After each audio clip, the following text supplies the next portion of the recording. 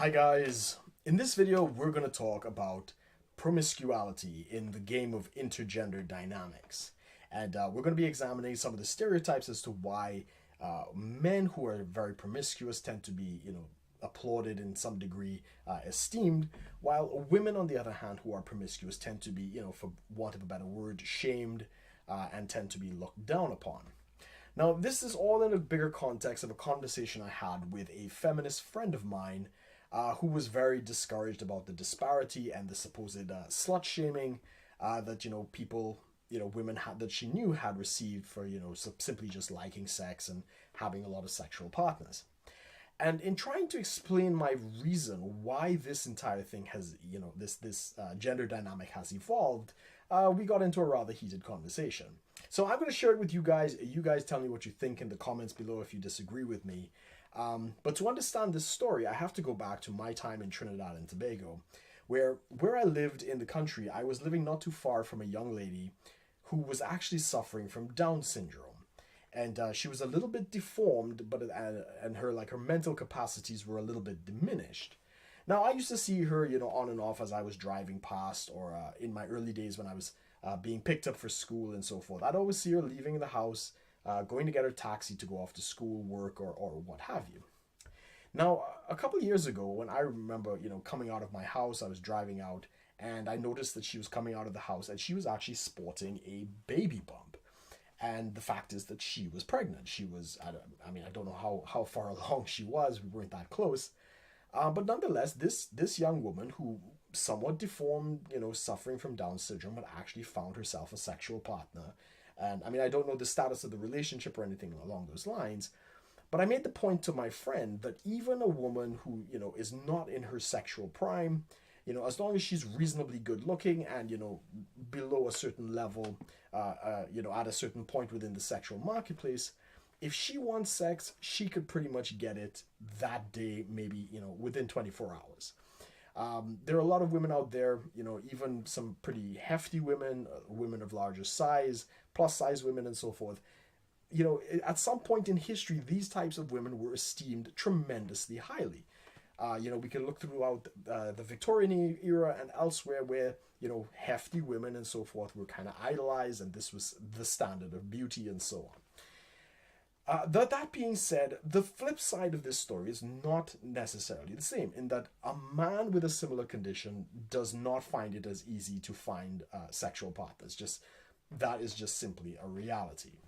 So I tried to explain to my friend, bringing this into the modern day, that a woman can get pretty much, men are not as discerning. They will pretty much sleep with anybody.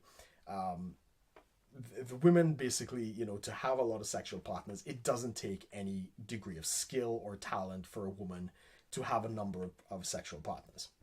For men, on the other hand, because women are more discerning, it does take a tremendous amount of skill. At least it did up until the sexual revolution and elsewhere, or if you maybe live in the Southeast Asian area, it does take a lot of skill to actually have sexual relations with lots of women. For men to do it, it requires the skill of seduction, an understanding of intergender dynamics, and a mastery of that, men are going to esteem and be like, this guy has mastered this as an art form. For a woman to do it, there's no skill. As I say, men basically would sleep with anything. There's generally, no kind of talent involved for a woman to have a lot of sexual partners. Now, this is, of course, a complete generalization. I am not condemning anybody. I'm not judging anybody. You can sleep with whoever, whatever, and as many of whatever you want to sleep with. I'm not judging anybody. I'm just explaining that there is a difference. And my feminist friend didn't like the comparison. She didn't like to admit that was actually a reality. These things are not as true as much anymore. I think promiscuity and so forth between the sexes is kind of not as seen as a major taboo. But for those of us a little older, some of us are still confronting this thing, and it's still a discussion that we're having. So this is the reality, and this is why the likes of Casanova and Lord Byron and his subsequent work of Don Juan de Marco These types of men who understand the intergender dynamics and have established a level of mastery, they tend to receive honor and praise from other men who recognize it for what it is. It's its skill, it's an art form, and these people have obviously invested in it, and they've achieved some level of mastery.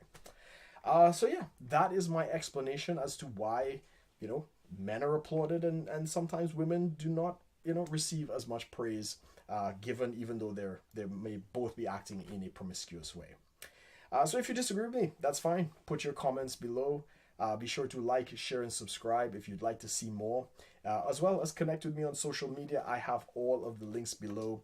And if you're interested in these types of gender dynamics, I will put links to a lot of the work by Rollo Tomassi. He's got a third book that's just come out about positive masculinity. It's really a fascinating read. And any clicks or purchases made through those links helps to support my lifestyle and helps me make more videos like this. So again, thanks again for watching, guys. All the best. Take care. Bye-bye.